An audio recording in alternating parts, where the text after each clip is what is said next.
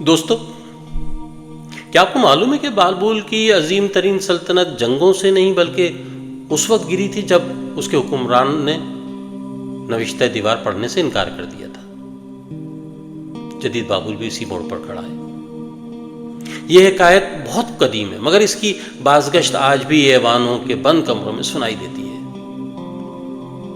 بابل کی اس آخری شب جب جشن اپنے عروج پر تھا تو اچانک محل کی دیوار پر ایک غیبی ہاتھ نمودار ہوا۔ اس نے 3 لرزہ خیز حروف لکھے، مانے تکیل پریس۔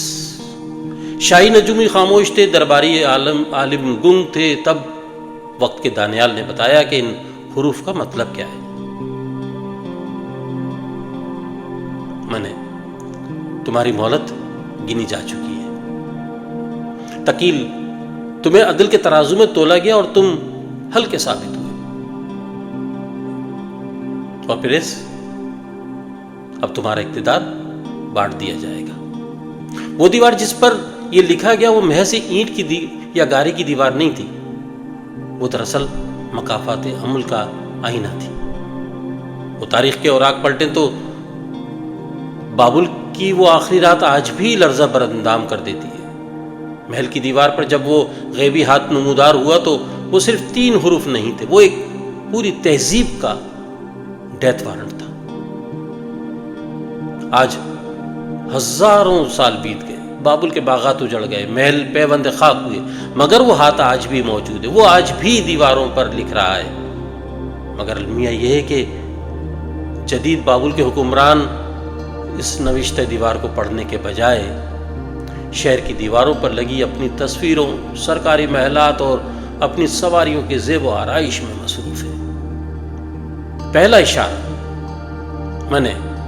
یعنی مہلت کا اختتام۔